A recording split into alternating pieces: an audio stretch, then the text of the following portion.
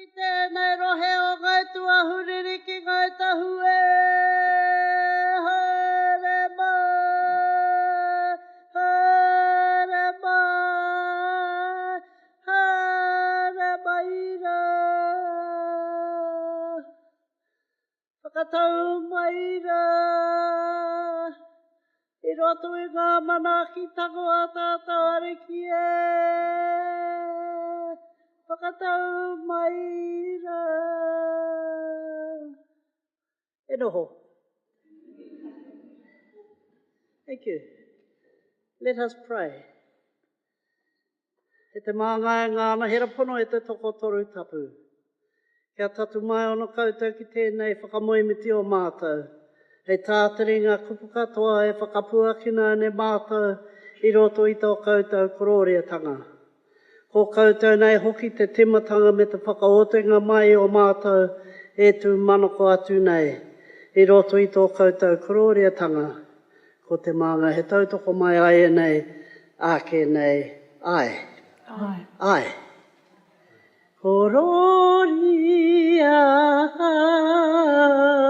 aleluia, kia ihoa o ngā mano, ki te kahui ari ki waira, ko te magai tautoko mai, te arepa, te omeka, tautoko te amai, te ropure, periweri toa, amu era kapota kaora e te māngai ngāna hera pono e te toko toru tapu. Whakaungia mai mātau I roto I tō koutou aroha noa. Pai here tia ki te rangi Māori e ngā wā katoa. Ko te māngai he tautoko mai ai e nei, ake nei, ai. Tēnā koutou katoa, tēnā koutou, te manuhiri tuarangi, wa tai mai I tēnei whenua o tātou, o mātou. Kia koe te rangatira, tēnā koe nau mai, haere mai, hoki mai ki te waipounamu. Nō reira, kia koutou te whānau, tēnā koutou, I o koutou aroha ki te haere mai, ki te whakarongo ki a rātou, e noho ana kei rungi tēnei atamira. Nō reira, he mihi nui, he mihi aroha ki a koutou. Tēnā koutou, tēnā koutou. Kia ora tātou katoa.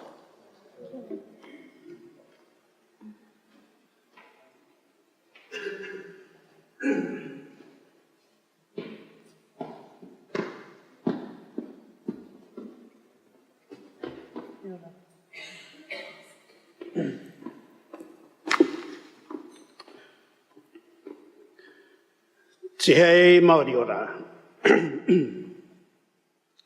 E te whenua e takoto nei. Ngā awa e rere nei ki te wahapū o te moana. Ngā maunga e tūpū kohu maira. Ngā tūpuna e kwariro ki te pō haere koutou takoto mai. Piki mai, kake mai, haere mai, haere mai. E tū te hua ana te moe a te kuia I te pō kāwatea.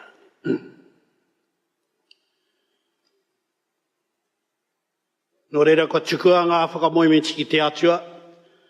Nāna nei ngā tohu, ngā wero, kia tāua ki te hunga ora, kia rapuhia ngā huarahi, o te māramatanga, o te ora, o te tinana, mo te wairua, me te hinengaro.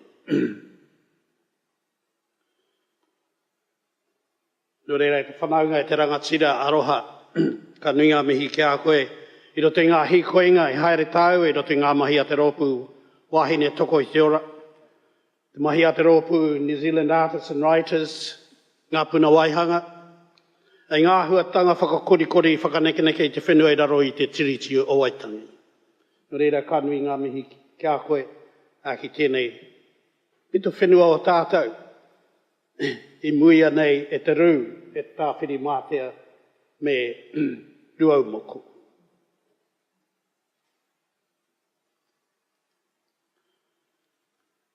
You know, restoration is one of those words that has very, very deep meaning. And I think in a city like Christchurch, it has special meaning. Excuse me, I'm not speaking very well. The restoration of the spirit, the restoration of the mind, the restoration of a people, the restoration of a building.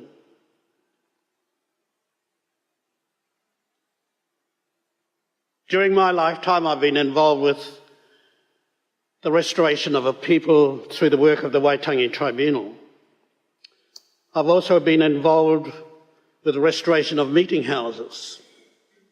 Rongopai in Gisborne is a statement of the history of the area and its founder, Te Kōti. The whole house is a statement about a revolution that took place in New Zealand, a revolution in the arts, a revolution triggered by the signing of the Treaty of Waitangi, a revolution in education, a revolution in culture. So in the karakia that I just recited, I referred to the way that God tumbles out new and endless uncertainties in life. And at times those uncertainties are released when we're faced with adversity. And you're a city that faced adversity. Congratulations for what you've done.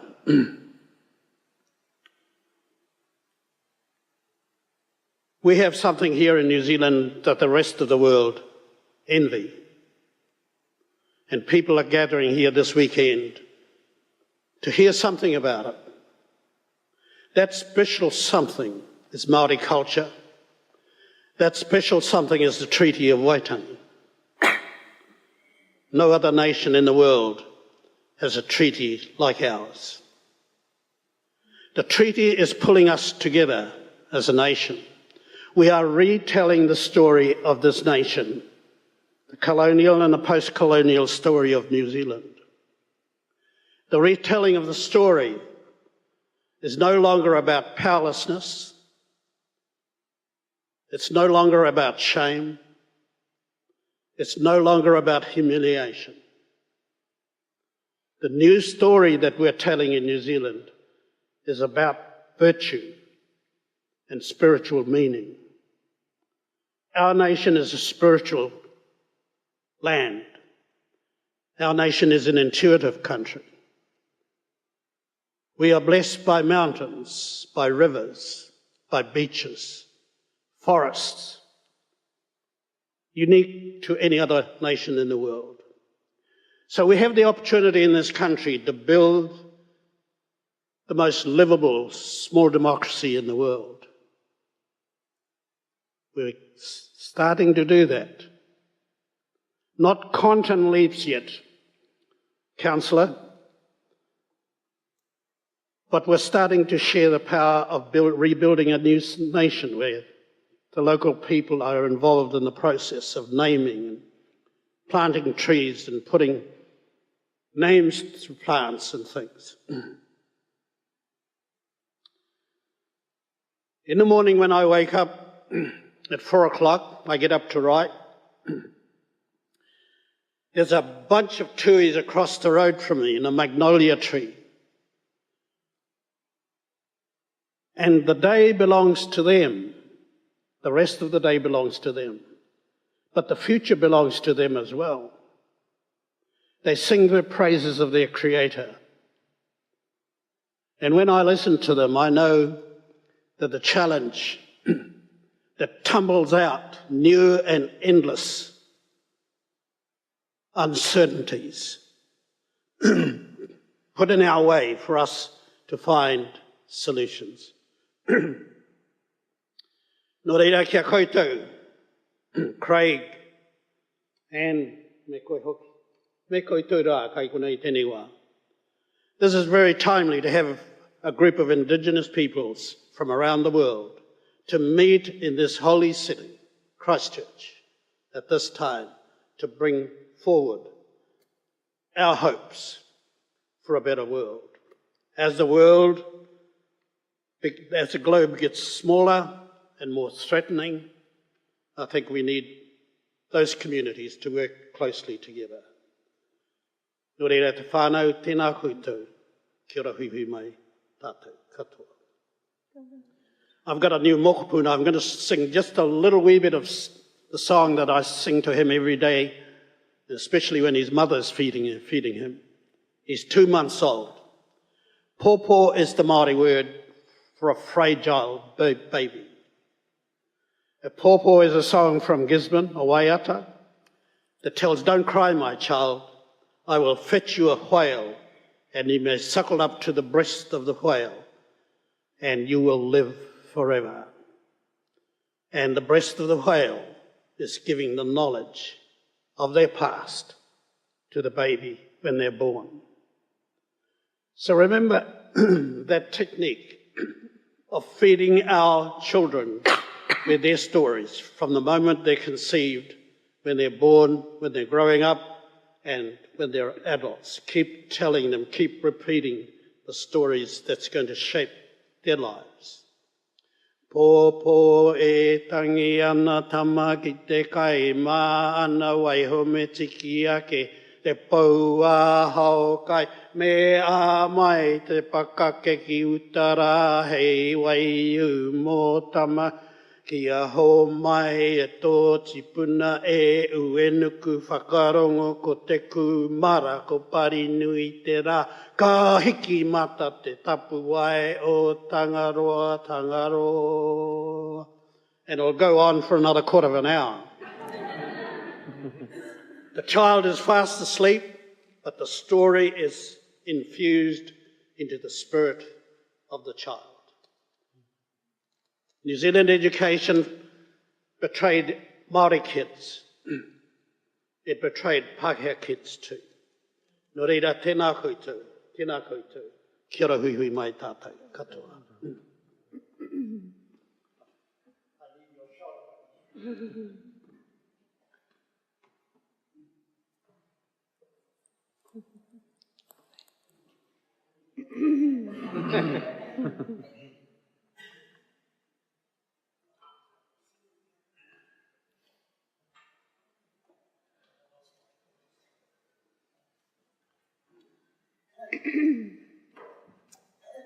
Ōtautahi, me mihi kia koe aroha. Nau e whakatau nei tātou tēnei koe. E hare, koutou tira, Māori ora. Te rea rangatira, te rea maioha. I te noa ne tāku, nā te aroha. Tēnā tātou katoa. Ko Galloway, tēnei. My name's Anne Galloway, and it is a privilege to welcome you all here this evening on behalf of Christchurch City Council, and to thank you for attending this event, which is part of the Christchurch Conversations program.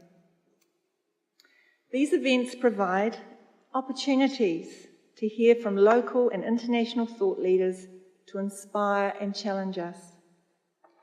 A forum for our city makers to come together and share good ideas, and a chance for everyone to be part of the conversation about our city's future. The Christchurch Conversations program is presented by the Christchurch City Council in partnership with Te Pūtahi and the Christchurch Centre for Architecture and City Making. Thanks also to our program sponsor, Reid. Tonight's event is presented in association with Ngā Aho, Ngāti Kore, International Indigenous Design Forum and Mata Popere, and is supported by the Warren Trust. Briefly, some housekeeping. In the event of an emergency, please follow the instructions of the piano staff. If we need to evacuate, the meeting point is the piazza to the west of the building, over this way. I'm delighted to welcome our panellists this evening, and a warm welcome to all those attending Ngāti Kore over the coming weekend. Around the world, Indigenous designers are making increasingly significant contributions to our cities. This is true of Ōtautahi Christchurch, where Ngāi Tahu have been working on the rebuild of our city alongside the Council, Crown and wider community. Tonight we look forward to hearing inspiring and thought-provoking perspectives from our panellists. So it is my pleasure to hand over to Ro Hoskins, the Director of Design Tribe Architects and the Chair for tonight. Ngā mihi.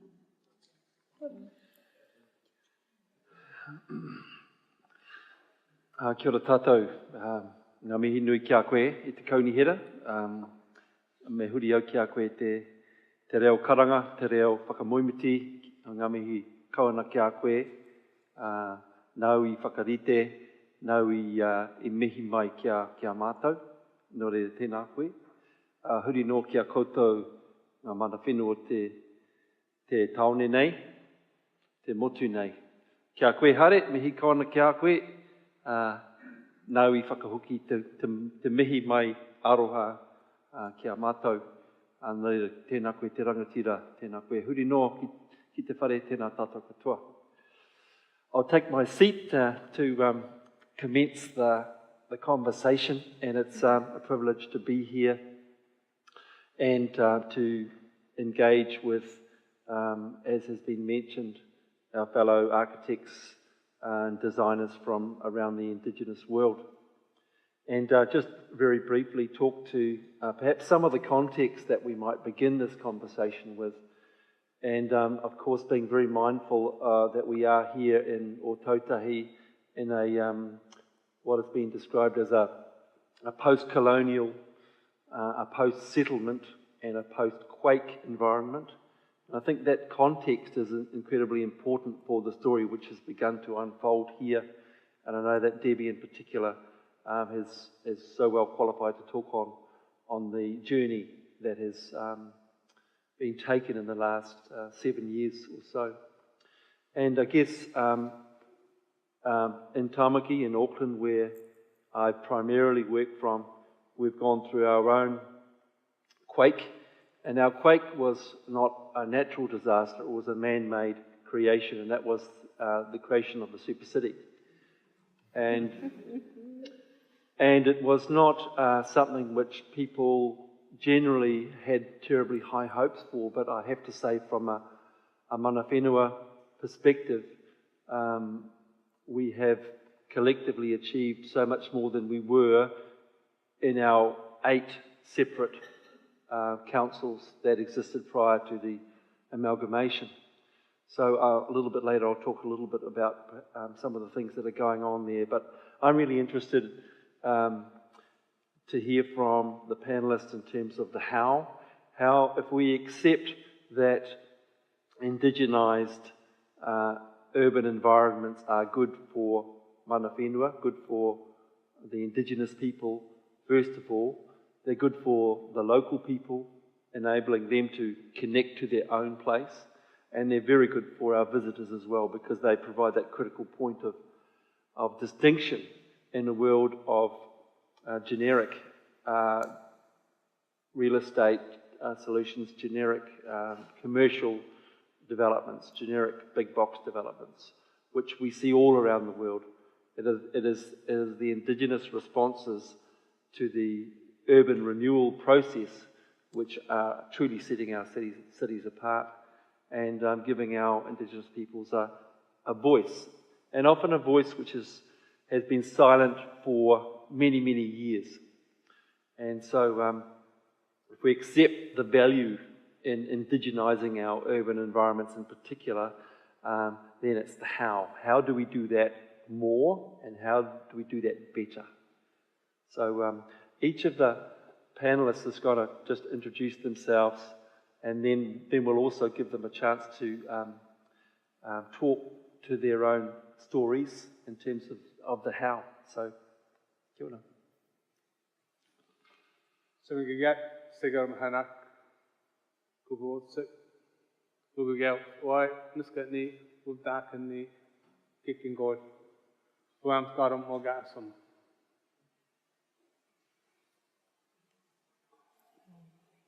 Kia ora, it's an honour to be here in Aotearoa. My name is Linda Kennedy. I'm from the Yuin Nation on the southeast coast of New South Wales, which is about an hour and a half south of Sydney. My background's in architectural design with a focus on decolonisation. Kia ora tātou, ko Te Ari Tau tōku ingoa, ko Waitau me Te Whanāwhanui, me Ngāti Pou hoki, he kaimahi au ki te kamupene o Toa Architects, kei Tamaki Makaurau. Kia ora, my name is Te Ari Tau. I work for Toa Architects in Auckland, but spend a lot of my time working on projects early on after the earthquake. Kia ora tātou. Kia ora koutou. No whangaruru me tāmaki aho, ko Ngāti wai me waikato tainui tōku oku iwi. And also on my mother's side, I'm part Samoan, Tokelauan and English. So I'm a classic Auckland mashup. I also have multiple sort of strands to the whāriki that of my role, my life, as well as working for JazzMax as an architectural graduate. I hold a position at the NZIA, which is the New Zealand Institute of Architecture, as the co-opted member on behalf of Ngā'aho. I'm on the Ngā'aho Exec Committee along with Ro and various others here tonight, also the co-chair of Architecture Women New Zealand, and have been a teacher as well as various other kind of things. So my position is one of many often. Ai, kia ora. Tēnā koutou katoa, ko te witi kau tāku ingoa. My background, I'm a landscape architect. My position here in Christchurch, I am the General Manager of the Matapopuri Charitable Trust. And we have got the unique and incredible job of embedding Ngāi Tūāhuiriri, Ngāi Tahu identity and values into our new emerging city. Kia ora. Kia ora. Just a little bit more about myself, the Ngāti Hau, Ngāpuhi, raised in Whangarei, living in Tāmaki, working as a Director of Design Tribe Architects and lecturing part-time at Unitec School of Architecture, and involved with a lot of work in inner city Auckland and the redevelopment of the CRL, the City Rail Link, and the railway stations associated with that project, and a number of other urban design projects which involve mana whenua, where I'm primarily involved as an interpreter and facilitator for trying to ensure that the opportunities that are available for mana whenua to engage are fully explored. And so we're working directly with both mana whenua iwi representatives, of which there are 19 iwi groups recognised by the Auckland Council, and more often than not working with their iwi appointed artists and design professionals as well. So it's a privilege to witness over a number of years the rollout of a number of projects and begin, like here in Ōtautahi, begin to see some of those environments manifest in the physical realm. But to acknowledge haere, there's the physical realm, and then there's te ao wairua, and that is the realm that we hope that the physical realm can support. We can hopefully raise the spirit of the indigenous people and the local people and our manuhiri, our visitors, through our interventions in that physical realm. So back to that earlier provocation that I mentioned, just like to invite the panellists to talk a little bit about their experience of the how in their particular practice of design and architecture. I'm up. You're up. Thank you all. It's a privilege to be here. Thanks very much for the invitation. My name is Patrick Stewart. I'm from British Columbia, Canada. I have a practice there close to Vancouver. Right now all my work is in Vancouver. And I also have done some teaching. I've been practicing for over 20 years on my own. And most of my work is with indigenous communities or organizations. And it has been a struggle because there's so many things to overcome in terms of the larger city, in terms of getting projects through and in terms of getting designs accepted in the sort of greater community. And it's just something that, I guess if we practice there, we have to accept the issues that we end up having to deal with. Working in communities, indigenous communities, is quite different, and there it's trying to raise the conversation, I guess, to have the communities see what the potential is. See that, because in Canada we have an Indian Act that has governed us for 100 and some odd years, and has always delineated what we can do, how we do it. And it's only in this generation that we're now able to look beyond that and say, we have potential, we have our own indigenous knowledges we can bring to our built environment, to our own practice. And that's something that I strive to do, something that other practitioners, indigenous practitioners that I work with also strive to do. In Canada, there's only 16 indigenous registered architects out of 8,000 architects in the country. So we're a very small group. We know each other, and we can have conversations, and we collaborate. And that is something that's only been happening in the last, this decade, that we've been able to really come together and start to strategize, start to look at how do we do this together, and that we're not practicing on our own. That's something that, when we do see each other, we're often reminded that, it's a big country, Canada, and we're very many nations. We have 50 nations in the country, so it's not the same situation as here. And there's no pan-indigenous anything there. There's so many different languages and cultures. So trying to gel something together is a struggle. And we've just recently taken it to the universities, and we've started to challenge the universities to support their indigenous students, if they have any. A lot of the universities don't have the indigenous content, which is an issue. So we're looking at a whole variety and a range of issues that, as practicing architects, we end up getting involved with because there's nobody else. And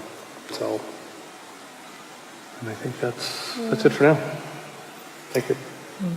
It's a very similar context within Australia. I guess the years are we're a little bit closer to invasion from where we are. Like, it's been 230 years since invasion in Australia. We don't have a treaty. Statistically, we're 3% of the national population. Within architecture, similar numbers, less than 15 registered First Nations architects in Australia, 250 nation language groups across the landmass and islands. No pan-Aboriginal, pan-Indigenous, no one language. So when it comes to the question of indigeneity in the city, there's a whole other layer of questions around, like, who does that benefit? When we aren't part of a constitution, we are still under colonial control, and even within the institutions and the education system, very similar, where our knowledge is not integrated into any learning, and when it is, it's a very tokenistic check the box, and mostly it's been implemented by a white fellow who then wins an award or gets a paper, and the privilege and benefit still goes back to white Australia. I'm not a registered architect, I'm an architectural designer. I graduated from my undergrad in 2013, worked for different people, studied at different institutions, and none of it was working for me as a black fellow. And particularly with these notions of pan-Aboriginality within Australia, like, I don't identify as Aboriginal, I identify as Yuin. My people are on the southeast coast of Australia. We've got, although that's one nation, there's then 13 tribal groups within that nation, so to speak for all of Aboriginal Australia would never happen, and no one methodology would really work, even across our own nation group. In that localised context as well, I'm outside of the CBD. I work and live on my country and my ancestral land, so I think when we talk about process, that the way that I can operate on my own ancestral lands is different to what I could on somebody else's nation group, even within Australia. I think, and this is I guess there's lots of ways to move forward or to put energies into the way that we move forward, but for me, there's been attempts to indigenise public spaces within Australia, locally, even within Wollongong where I live, but they end up being empty gestures that still create no social change for our local community. So I've tried within my own processes to actually question what architecture is, question what a design process is, to actually place the value back on community, user groups, with a core focus on actually understanding country and understanding where we are, rather than what things end up looking like, and that process and the use of whatever function the building or space is supposed to have, and challenging that rather than challenging what something needs to look like or be visually seen as. But it's a very different context. Like, we've got no power within government, we've got no power within decision making in any institution, so it's how we get stuff happening off the ground, like by us for us, rather than spending like the kicking and screaming trying to negotiate with governments that continually fail us. If that sounds very negative now that I've just said all that, but there's some really cool shit happening too. Like, we've got, like a similar yarn, like the black fellas who are working in design and architecture, because there's so few of us, we all know who each other are. We don't all agree on the same philosophies within design, but that's okay. Like, we've all gone through the same struggle within an education system that teaches that, Australia was established in 1788, yet we're designing on stolen land and no one wants to talk about that. Like, we share the same struggle when it comes to working within those frameworks, and the same passion for getting more young people into the design professions, and to bring that from a community basis rather than the institutional frameworks. So I think I'll talk to my own personal kind of experiences, and since graduating, I think I was quite privileged in that I worked for Bill Royal and Perry Royal, who had a small architecture firm in Christchurch, but Bill Royal was technically the first Māori architect, and one of our rangatira within Ngā Aho, and so I got to, eat at the crumbs of the feet of these giants and learn from them. So,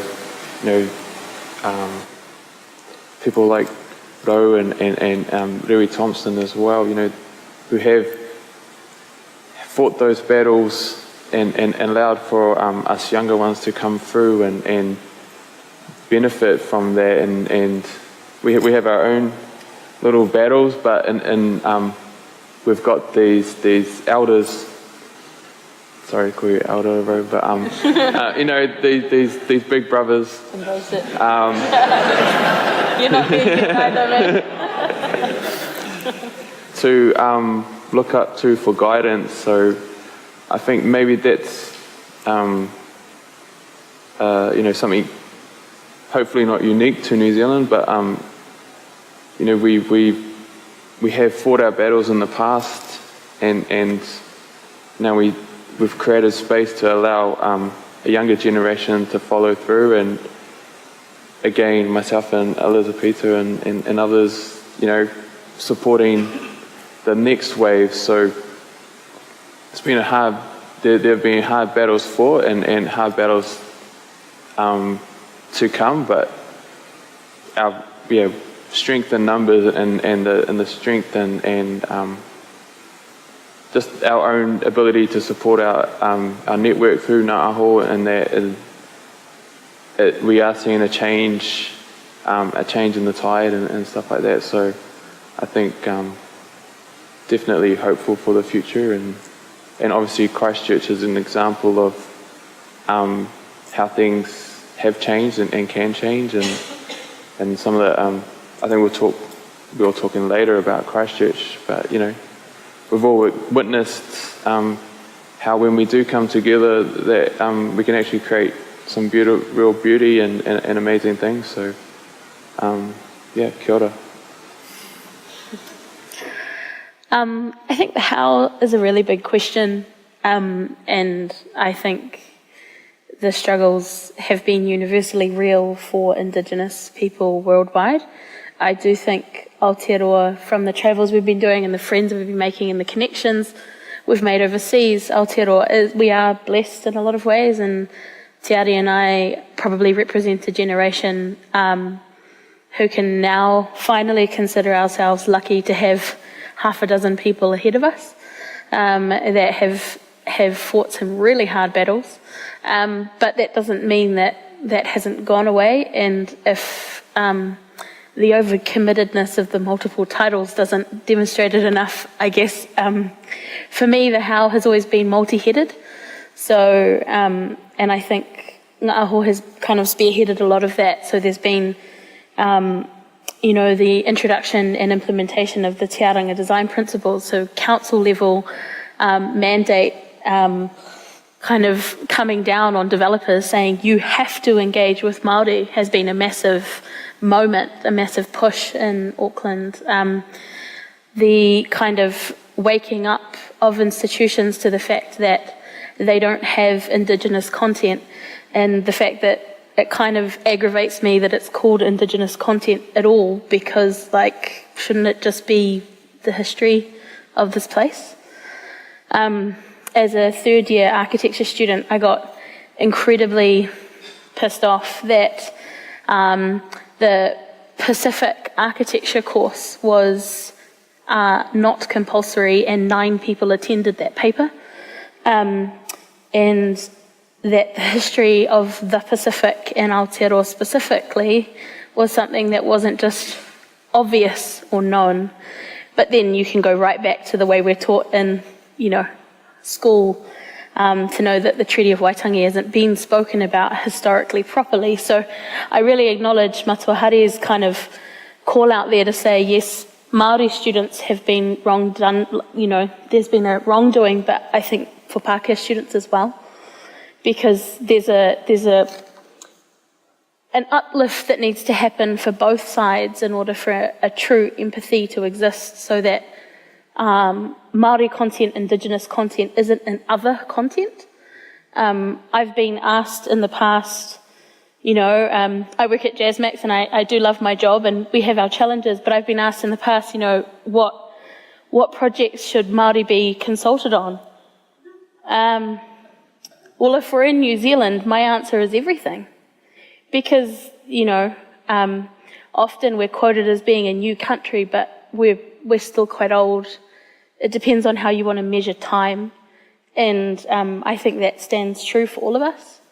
How shows up in a lot of ways. It shows up in our language use at work. It shows up in, the way we're teaching, how we're engaging, policy, practice. It's kind of all of it. And it has to be multifaceted because you sort of move one beast along and you realise everybody's like miles behind. So we're all kind of working together. I don't know. Okay, how? First and foremost, I would have thought the treaty principles need to be acknowledged and respected and lived, by counts, by the Crown, by central and local government, and that's exactly what's happened here in Christchurch. Ngāi Tūāhuiriri, Ngāi Tahu are, were identified within the recovery plan, as a strategic partner, and that allowed the how to really take shape. That is a living, breathing example of a treaty partnership, and through that's opened the door to really delve down into the how. How we do it is embedding stories. We're storytellers, and through telling stories, we impart a lot of knowledge and values, and there's layers and layers and layers of information through those stories. Those stories are told through language. Those stories are told through toi Māori elements, through artwork, through the values, the spaces that we create. And in those stories, we're always, we're telling people, about their connection to the natural world, about whakapapa, about, important values, and through that, we get to help make change and, create environments that benefit everybody. We get to teach our children, they're living in that environment, and they get to feel proud about who they are, our children that are Māori, but also our children that are Pākehā, because they identified with us as well. They're our future. And, I guess for us that's the how. Yeah, kia ora. And I think that what I'm picking up from you, Debbie, is the embedding of stories, and those are the narratives that we generally seek to identify with mana whenua and work alongside those representatives to make sure that those stories can be embedded authentically, and I guess equally that they may be safe. Because if we think about our physical environments, we didn't put our sacred or our special artistic expressions in vulnerable places. We didn't take whakairo and put it in someone else's territory, and we didn't take whakairo and put it anywhere where it couldn't be defended or taken away, put in a swamp. So the process that we've been going through in sort of creating space for mana whenua to not only tell their stories but have them interpreted in urban design settings, but also make sure that they can be held in ways where they're confident they'll be respected by everybody.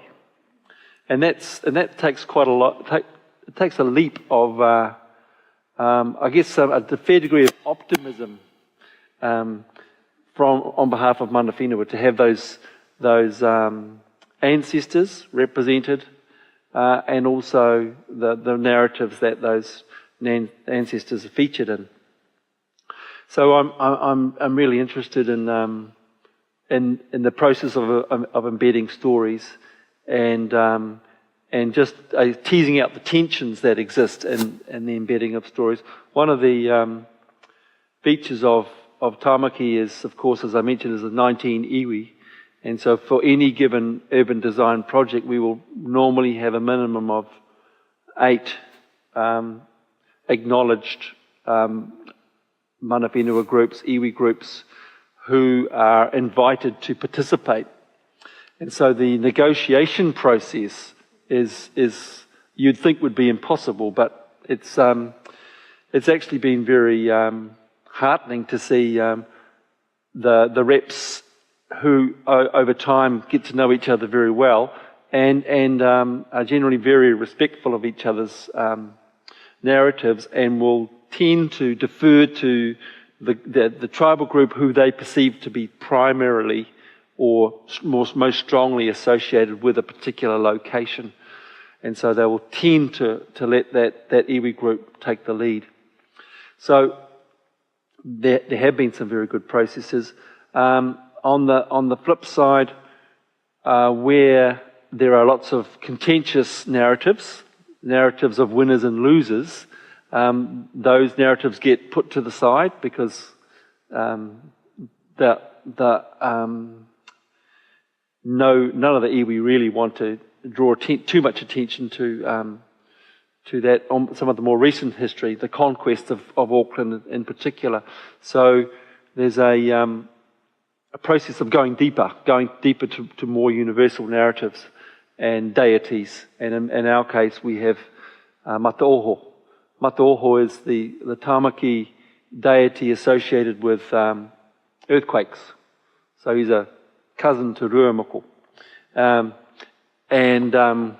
So that's a process of deepening the conversation, but trying to make sure that the response isn't too generic, or it's not a response that could have equally been seen somewhere else in Aotearoa. So that's some of the processes that we're going through right now with the City Rail link, the brand new underground railway stations. There's been a commitment from the CRL and Auckland Transport to effectively give mana whenua design precedence over the threshold environments, so that the critical points of engagement with the public and the station entrances and station lobby areas have effectively been given over to mana whenua to guide the narratives, guide the materiality, guide the whole design of the station structures as well. So it's kind of an unprecedented situation where mana whenua aren't scrapping to get a little bit of visual presence here or an artwork there. They're actually in control of those narratives and work alongside the architects and the engineers in particular. So, and I guess that just finally on that point there, Elizabeth mentioned the tiaranga principles, and the first principle that we developed was mana, the principle that you have to have a relationship which is based on respect, and a relationship between the land-owning authority and the iwi groups or iwi authorities, which is based on treaty relationships where their voice is guaranteed, it's not contested. And so that has been the quantum shift that's occurred in the last 7 years. Prior to that, it was very, very hit and miss. You may, with a very, one of the 8 councils who were more pro-Māori, you may get quite a few opportunities in the art and the installation of po or artworks. So that's been the shift, and I guess from my perspective, without a critical shift in power relations, it's going to continue to be very difficult around the indigenous world to get an accelerated degree of indigenized physical environments which are authentic and appropriate. So I wondered if you guys have got any thoughts on in any of that.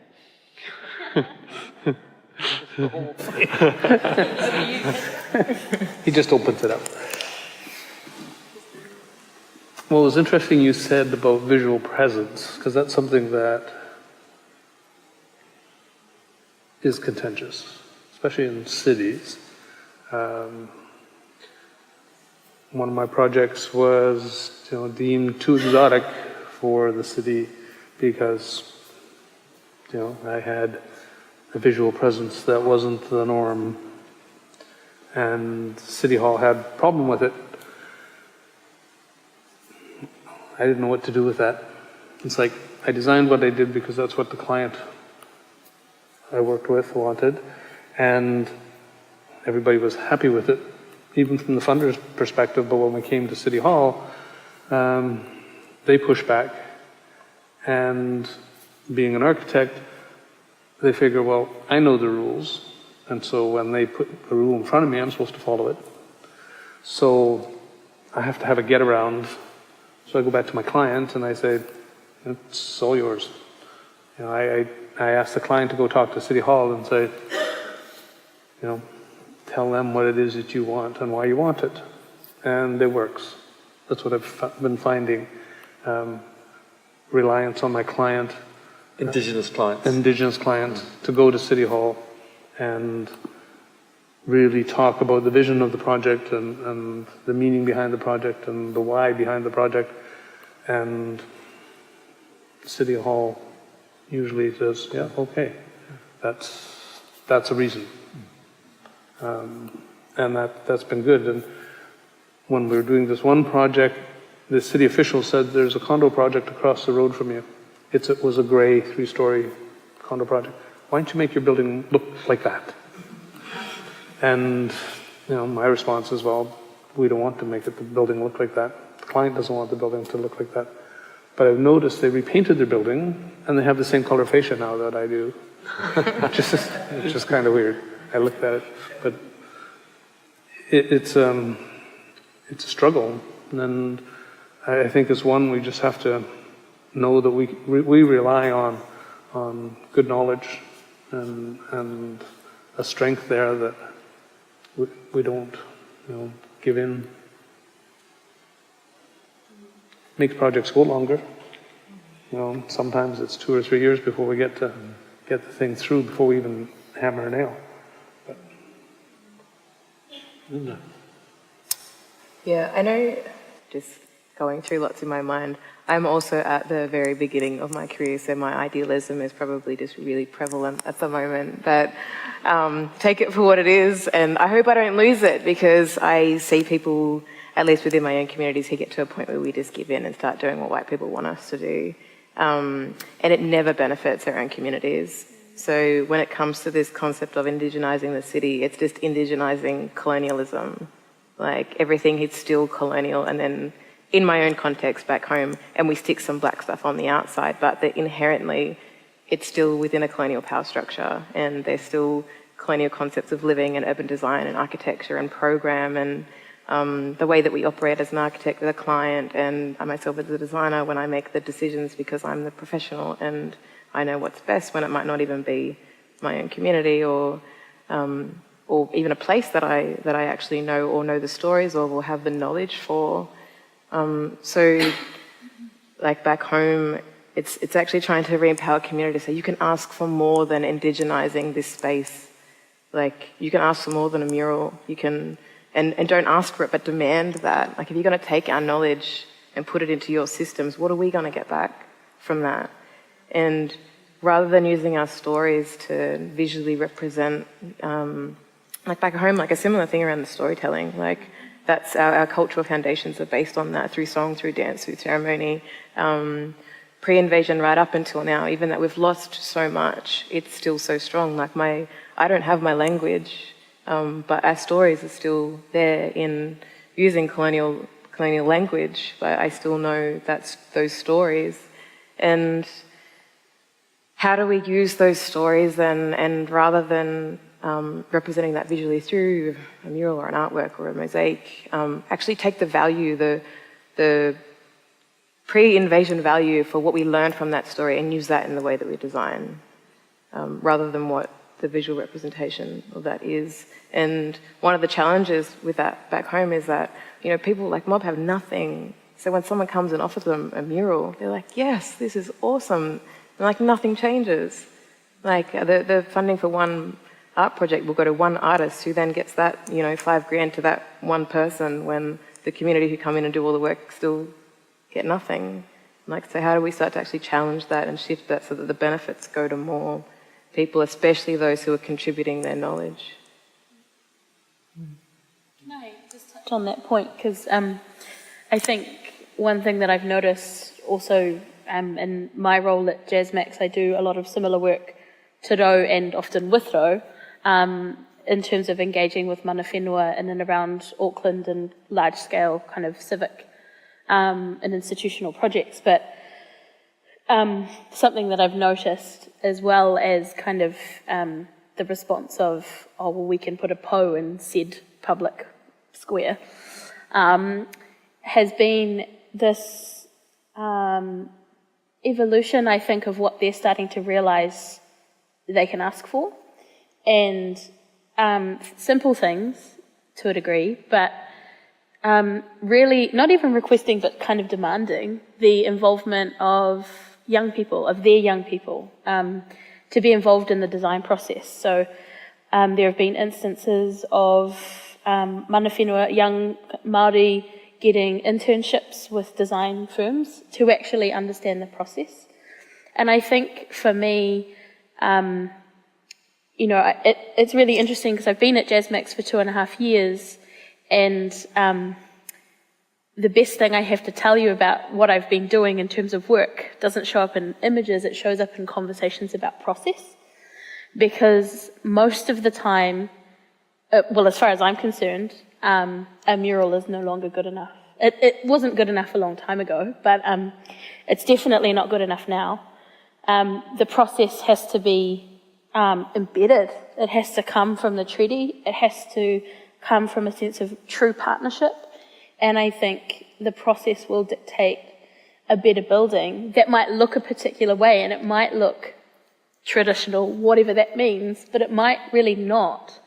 But it could actually reflect the people in a better way because the process turned up a particular way of designing the building, that certain spaces came together in another way that, say, a Pākehā mind wouldn't have been able to put together.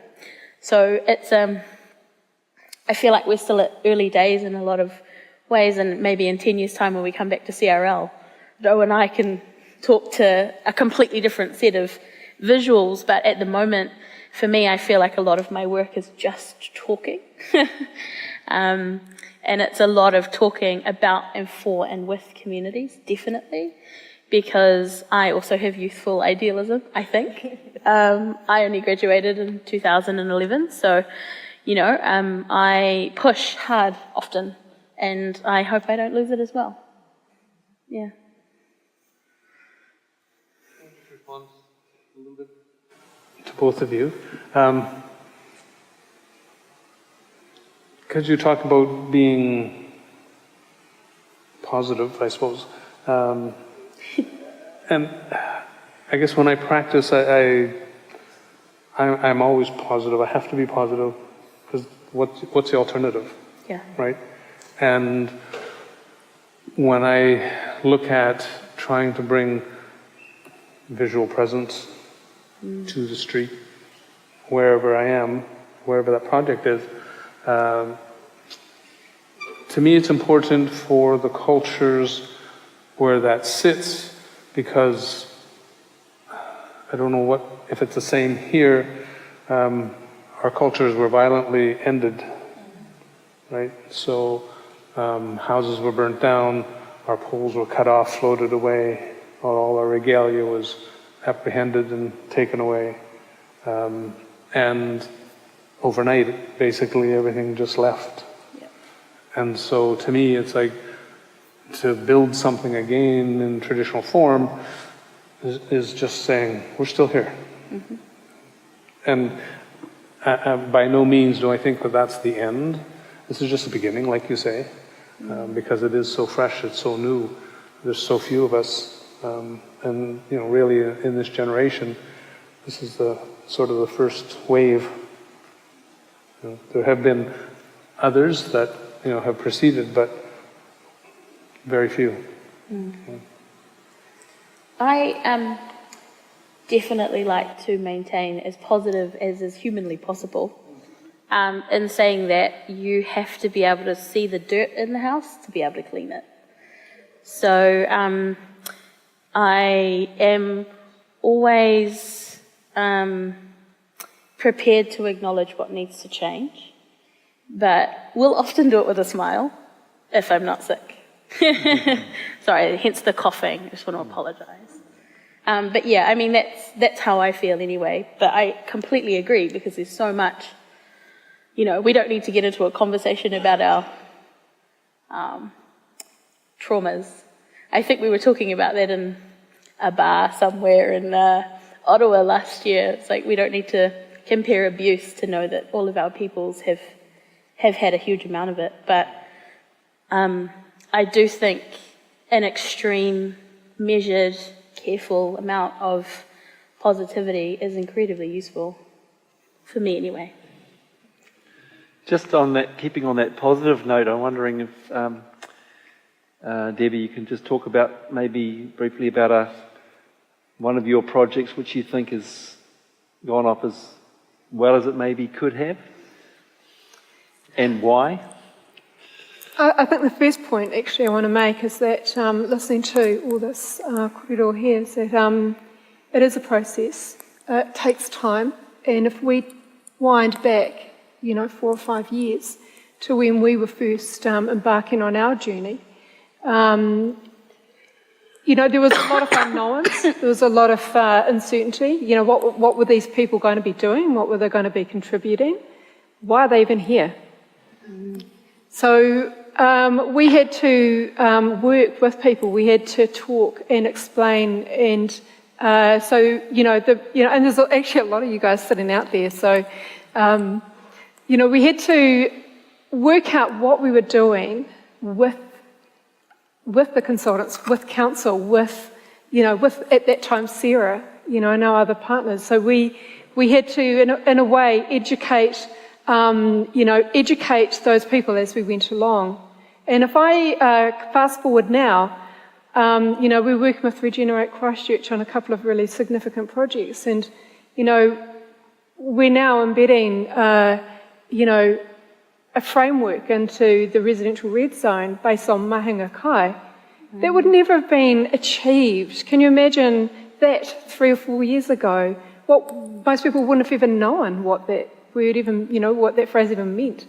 And the other real win for us too is, I suppose, earlier last year, wasn't it, we were presenting to the Urban Design Forum, and to have one of the architects that we'd worked with stand up and speak to, the concepts that we had worked on together, the team of Matapopuri with, this organisation, and to speak so well, I kind of felt that was a real win. And so it takes time. It takes time to build trust. And when you have trust, you get results, because what you are creating are advocates, people who hold that knowledge too. So although we talk a lot about visual here, it's actually about education as well. It's education, how we impart knowledge into the environment, how we impart knowledge to the people that we're working with, how we grow it ourselves. It's also another really important point is that it's also about bringing cultural practices into the city. We're not here just to leave the thing that we've just made. It's actually the practice that goes with it. And that's why some of the photos that we put up were actually about some of those practices. It's about standing there in that spot talking, teaching, imparting that knowledge. It's actually also about those cultural practices. We have so much involved with blessings and events, and, we bring so much of that into the city. And we want to see so much more, when we've really won, I think it's when we're going to be seeing our kids out there, getting the hooking the tuna out of the Ōtautahi because it's clean enough to do that, and we're wanting to eat that kind now. And that's when it's the practice as well. It's not just the built environment; it's all the things that we're creating to allow cultural practice to occur. Have I kind of answered that question? Sure. Yeah. Sure. Kia ora, he whakaaro tau? Yeah, so I was thinking, this idea, I think Christchurch is such an interesting example, and we're talking about, what could be, these relationships. Well, Christchurch was probably the best chance of any post-colonisation, post-colonial city to really have indigenous involvement. And at the earthquakes, we had a time where you had the convergence of a lot of different things within Ngāi Tahu, and we'd had a decade or two post-settlement. We had our corporate structures and our governance structures, in place. We were a $1 billion company, or on our way to being that. We had invested heavily in our youth to go to university, get educated, and working and killing it in their own professional areas. And so with the earthquakes, and then we had the legislation that meant that Ngāi Tahu, probably one of the first indigenous peoples to be incorporated into the restoration plan for a city, and that's just huge, that legislation that meant that Ngāi Tahu government and central government working together. So we had power because we had money. We were a large investor in the city. We're tangata whenua, we're not going anywhere, so we invested for the next 1,000 years, so our money's staying, so that was attractive. And we had Mark Solomon sitting next to Jerry Brownlee and Bob Parker. We had, down from that, we had our own,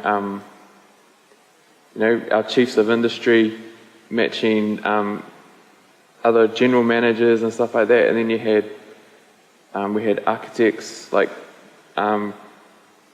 Perry involved. We had Māori Ngāi Tahu planners, lawyers, architects, anything that was needed on the day, we had it, and we turned up with our sleeves rolled up, ready to work. And I think that was, for me, leaving university, to see the strength in our people, and the depth of talent and ability was beautiful. And I think it's one of those things that's not told. It's one of the stories that isn't told about the Christchurch earthquakes, but it's so powerful that we came together as a iwi. We said, we're here to help, and we're always looked at as a handbrake.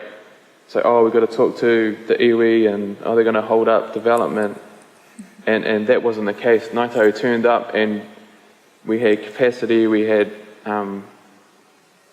money, we had everything, and we were here, and we were invested in the city, and to realise aspirations for ourselves, but also for the wider community in Christchurch, and so I think that's so unique in the world, and I don't think there's ever been such a situation that just that timing, like for where we were at as a tribe. So I think, and we look at 150 years ago, Christchurch got built, and Ngāi Tahu weren't a part of it, and the attitude was like this is our chance, to put things right. And for some of us, the younger generation, you know, this was our te kreme, we called it. So the night for all our elders had been the battlers through the claims process, and we were, as I said, you know, we're the benefactors of the settlement process and scholarships to go to university. But so this was our chance to kind of prove ourselves to our elders and that, and to see our city reborn with their stories. So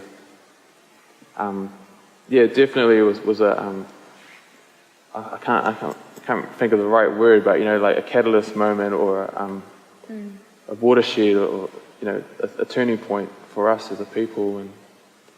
And yeah, I think for what's happened since then, I think the fact that we turned up as the way we did, and the other example is with the Kaikoura earthquake more recently, and how Ngāi Tahu just switched into action with helicopters for care, and our marae became, you know, shelters, civil defence shelters for people. We fed, we housed anyone who came, and it was just because we'd had that experience through Christchurch, but we just knew how to act. We had that confidence to, this is our people, we need to act, and it's that Māori attitude of, you, if their dishes are done, you pick up a tea towel. You don't wait for someone to tell you to do it. And I think that's such a beautiful thing about our tribe and our culture, and for me to see that and realise that, yeah. So. Well, I think we've come to the part of the evening where we're going to broaden the conversation. I'm looking forward to you some questions and answers from the panel here. I've been asked to just mention a couple of events which are coming up, which we hope those of you who are able can attend. So we've got on this Saturday coming, we've got this breakout collaborative event, and of course we've got Patrick is going to reprise himself and be a headline act for that event as well, along with Marie Mills from Waikato Museum, and then Hiriri Matunga from here as well. And also there's another event which is coming up. So there's a Pechakucha event on the evening of Monday, the 5th of March, and it's set to be a pretty lively event, given it'll be at the conclusion of our Ngāti Kore hui or forum that we're having at Tūāhuiriri. So I hope you guys can take note of those events and come if you can. So now it's an opportunity to just open up the floor and enable you to ask anyone in particular or the panel in general about anything related to this kaupapa. Kia ora.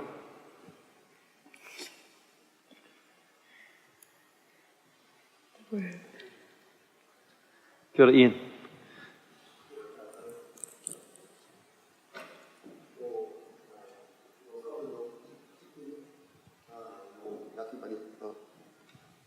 No Ngāti Mania poto taku toku tama me toka mokopuna.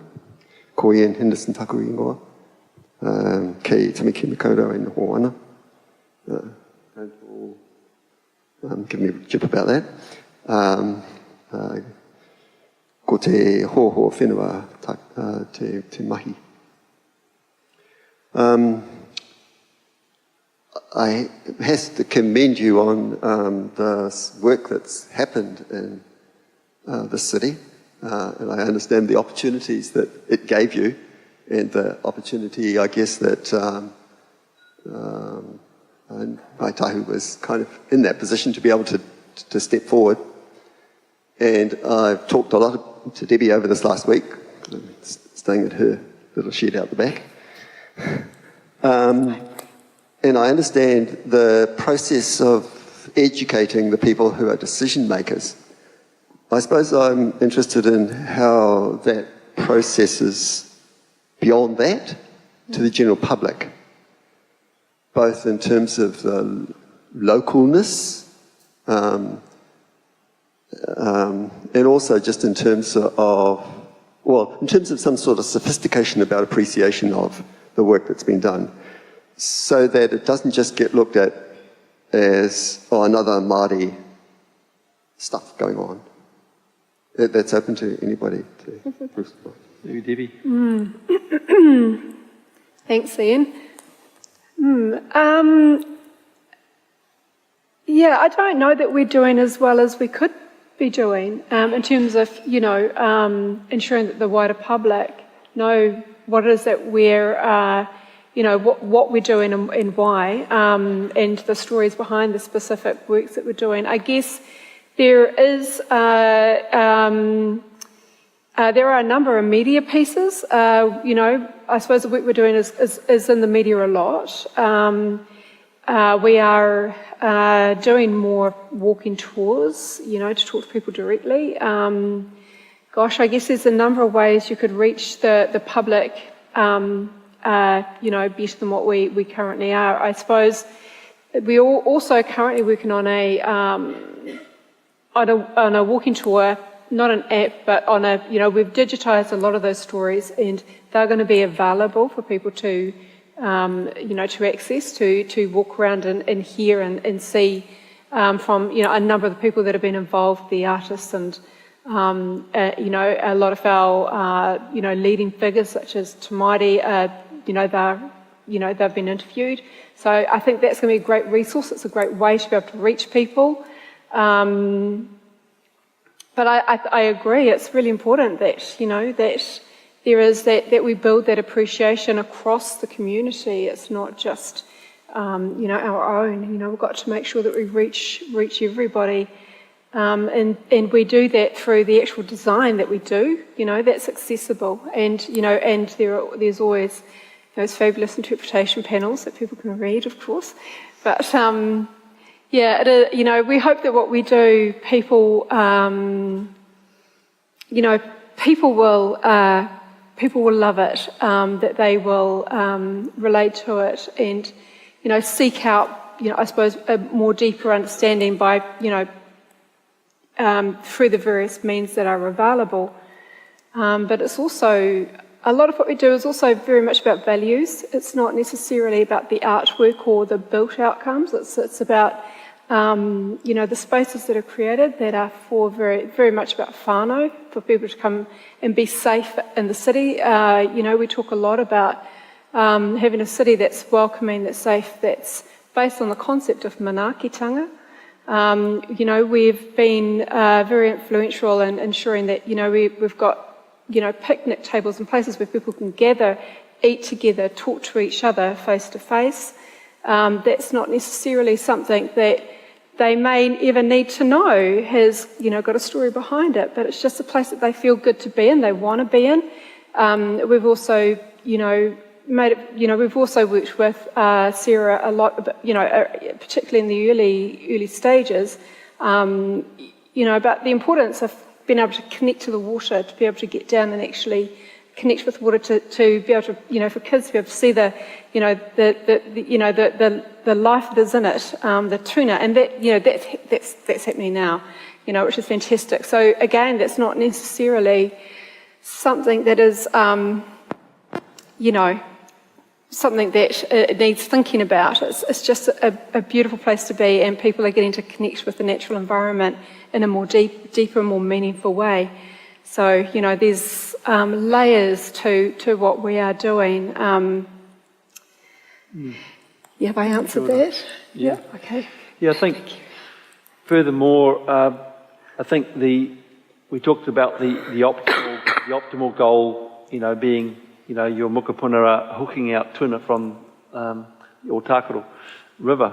And if we think about the optimal goals for urban design interventions or mana whenua-based urban design interventions, it is that living presence, that you not only have a spatial and a symbolic or a narrative presence, but you're there. You're there and you're activating those spaces.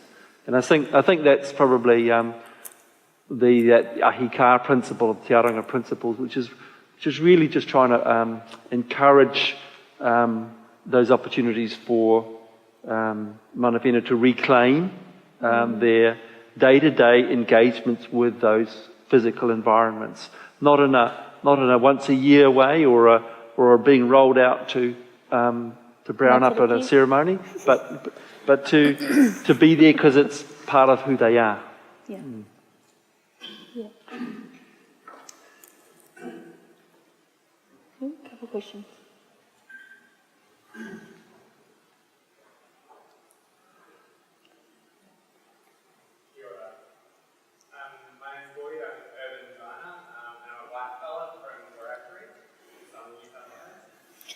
What lessons can Australia take from New Zealand as well?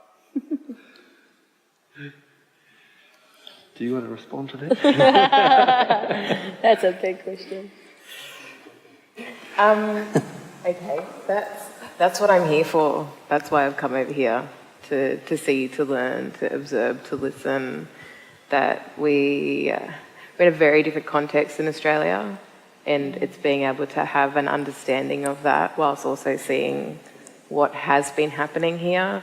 And a lot of that does come back to, it's not about the design stuff, it's coming back to things we've been talking about today around process, governance, breaking down what those things are, what people here have learnt from the governance structures that have been put in place, what worked and what didn't work. And they're the things that I hope to take home.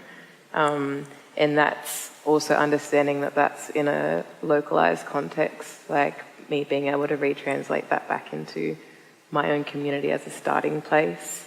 And then to, in a similar way, you've been talking about methodology, and, you know, these are constructs that come through academia within a very, you know, institutional framework, but being able to retranslate that for community, who, if I went in and said, this is our methodology, would look at me like, well, you're just one of them. So it's also being able to re-articulate what's been going on here, to share that back with people who don't have the design language, and that's fine, but trying to instill that, showing examples of things like, it sounds like I've just been running down visual representations all the way. The reality is, like, when I take those images back to my own community, they get excited. Like, that people who, so, you know, like, we see nothing of our culture in white Australia. Like, it's very limited, and when it's in the media, it's, you know, it's on NRTV, our indigenous station only, or it's, you know, in only our indigenous newspapers rather than across the mainstream, whereas that's something that I'm excited to take home, that it appears, at least from the couple of days that I've been here, that it's much more present in the concept of Pākehā. We do not have that in Australia. Like, there are white fellas, and all of our words for white people are derogatory terms. Like, we don't have a mutual respect that even the people that are allies who are non-Aboriginal to us are people who have come, you know, they're the young second, third generation of the farmers who killed our people and stole that land. And there's been no true reconciling. And there's been no open listening. And it's being able to actually learn, like put architecture and design to the side. What happened here for people to be able to listen, and for, you know, non-Indigenous people to actually come and have value for what, you know, Māori mob have here. Like, they're the things that will help me when I go home, so that we can see stuff change back in Australia. Just think very briefly, if you're an urban designer in southern New South Wales, you can be an ally, because I think if we think about the opportunities that Māori have been able to uptake in the last 10 years in particular, it has certainly included key Pākehā allies in positions of relative power, opening doors, not taking up the space, but opening doors and supporting the voices of Indigenous people and Indigenous designers to be heard. So that's a really important one. You can be a collaborator and an ally here. Yeah. Is this working? Hi, I'm Liv. No, I just need to sit down because I'm a bit nervous. So my name's Liv, and I'm an artist and a gardener. And I have seen the gardens that are being rolled out throughout the central city. I think they're lacking in some ways. There's a lot of natives that have been going in, but the composition and the sensitivity to what they can actually bring to the space is not being adhered to. They're just put in really bizarre places, and they're still woven amongst grass, they're still woven amongst oak trees, super colonial plants. There's one site that's got totara and then a daphne next to it. And I'm just wondering, the overall vision, it doesn't really seem like it's trickling down to the people actually doing the work. And I'm also wondering what we can do if it's really not, what's happening isn't really talking to the heart and the soul of what we can actually achieve. That's a very direct question. I think this is when I put my landscape architect's hat on. So, are you... okay. So we haven't been involved with all the planting. We have been involved with some. Okay.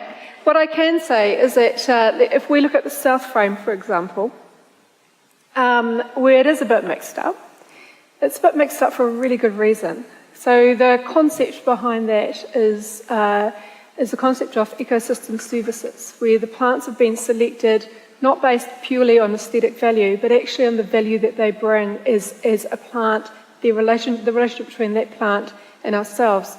So we're looking at plants that have got unique characteristics, and they have been sort of, in a way, separated into zones. Some have got in and around the hospital precinct. They are, or the health precinct rather. There's a lot of plants there that have got healing qualities, rongoa qualities. So both European medicinal plants as well as Māori medicinal plants. So again, they're chosen not for their necessarily the aesthetic value, but for their functionality, their purpose. There's a lot of plants that are going in that have got a lot of edible qualities, a lot of plants that attract a wide range of insects that just would, plants that do things that are just so incredibly clever. Again, it's about education. It's about it's about trying to get your plant, some of the planting's about encouraging certain insects or the plants that have got traditional cultural values in terms of weaving or timber use and, so forth. But it's we're telling the story about those different plants in different ways, but it's about trying to build an appreciation, that all these plants have got such incredible characteristics and they are of such value that, we need to know about them. And so it may not, in some instances, I don't know where you're talking about, but if it is a south frame, that's why. So it's not about a pretty garden, it's actually, we're telling a very different story.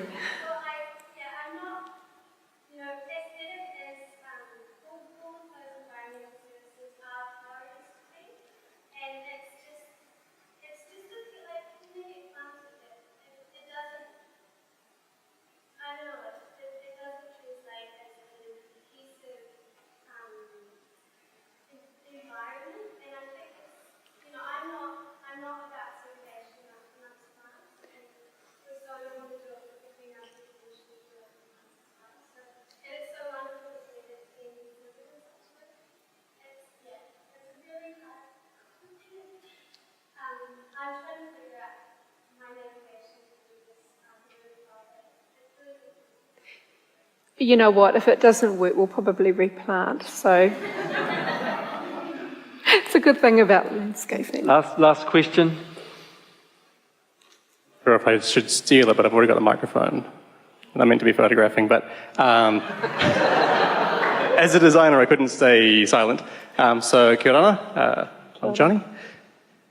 So, I'm trying to formulate this question as I come up with it, but this, we've all seen tokenism. We've all seen, a mural slapped on the side of a tilt slab panel that has absolutely nothing to do with the mural next to it, and there could be a good reason for that mural, but it's very hard, obviously, with architecture, with the amount of moving parts, to distinguish where decisions were made and how things became what they are. But are there mechanisms, or do there need to be mechanisms for critiquing the built form? You know, the finalised thing, so that the next thing that's done, you know, can be done with the knowledge of the previous one, because it's quite secretive as far as, you know, how things become what they are. So, I don't know, do we need that mechanism? Do we have it? What is it? How does it work? Well, one of those mechanisms is that we have in Auckland, and I understand it may be here as well, as the Urban Design Panel, and Ngāpuhi has been active in recruiting new membership to the Urban Design Panel, so that obviously the particular project, the next door project, has to actually be nominated to go to the Urban Design Panel. But that is one technique, I guess, where you can ensure that there may be more sensitive engagement and, I guess, acknowledgement of the neighbouring culturally informed piece of architecture. So that's one thing that we are doing, and it is a beginning. Once again, this is early days. You know, we have to remember how far we've come and how much further there is to go. But there's some glimmers. Question. So on your urban design panel, you have Tahu representative? Yes, we do. Yeah. So we've got, I think we've got 5 Māori/Ngāi representatives on the urban design panel. Oh. Yeah. Okay. So it doesn't mean that every project that comes forward will have a Māori representative, but generally there will be. Lucy up there is on the urban design panel, and we've also now importing membership from Wellington and other places. The other thing about the Urban Design Panel this year was I heard in the induction for all of the Urban Design Panellists, including Pākehā Panelist, obviously, was that of the Te Arangi Design Principles. So they're trying to, there's a kind of upskill of cultural understanding. But yeah, critique is it's a vital one. It's important. Do you want to become an architect, maybe? I'm kidding. It's a joke. Okay, over here, in the aisle.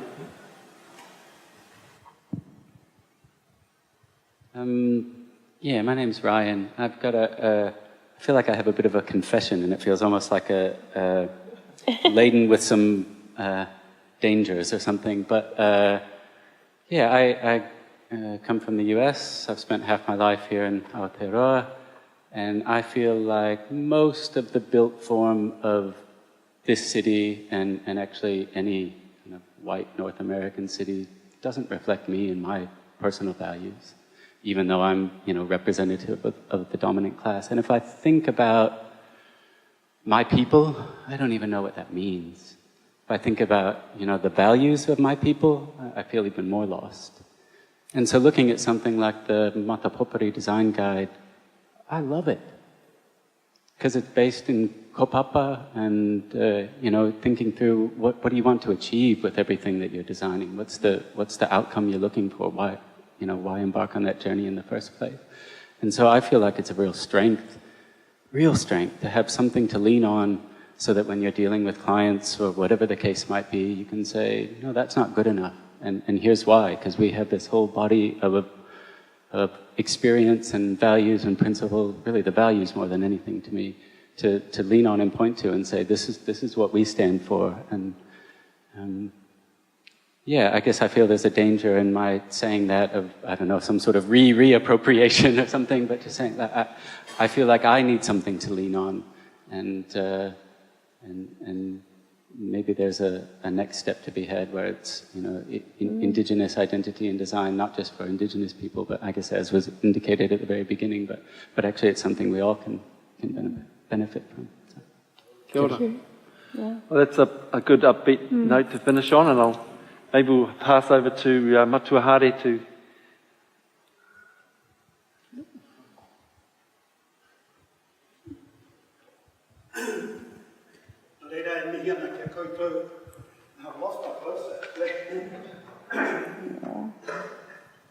E mihi ana kia koutou mō ngā kōrero I horohia mai e koutou I tēnei pō. I've noted down 3 or 4 key areas, and one of them is the conversation with indigenous people. and that's essential. Articulating the ideas, that the cross-pollination of ideas here tonight is enriching. The second one I've got here is research,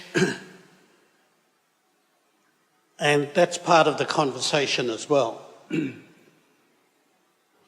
I think trust is another aspect of that I'd like to see come through this conference.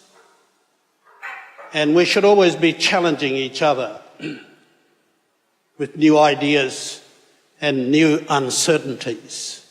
Uncertainties is a really, really good word, because that's what the tuis do to us early in the morning.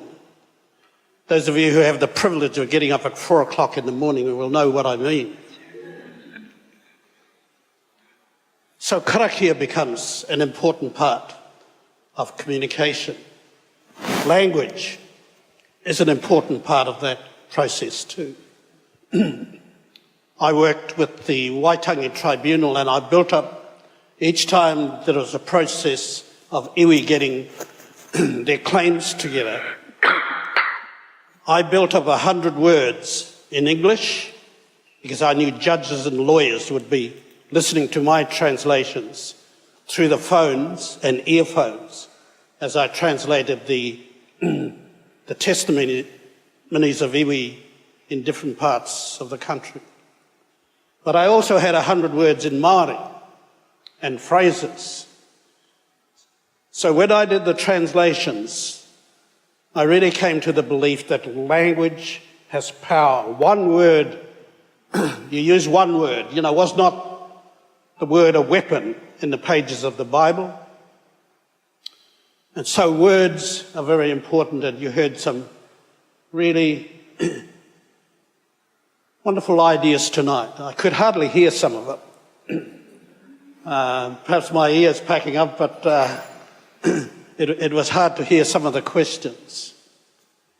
And so tonight we have been really blessed to have people who are concerned about our nation, concerned about our future, and concerned about our planet. Nō reira, let us sing the praises of the tui, the karakia of the tui tonight, and give blessings to our land and the lands of the people who have come here to enrich us. Imagine ourselves early in the morning at 4 o'clock, and the tui is challenging you with its own voice, calling out, listen. Listening is the new language of hope and peace. There's not very much of it around the world. Listening is the new language of peace, love, hope, and justice. Nō reira, whakarongo, listen, ki te tangia te tui, the voice of the tui. Whakarongo, whakarongo, whakarongo ki te tangia te tui, tui, tui, tui, tui a. Tui ai runga, tui ai raro, tui ai waho, tui ai roto. Karongo te pō, karongo te ao. The tui sowing the things above, unifying it with the spirit of the things below. The things internal, like emotions and feelings. The things external, like trees and water and land. Sow those elements together in the darkness, in the early dawn. Now, 'tis light. Te hei mauri. Kia ora tata. Kia ora.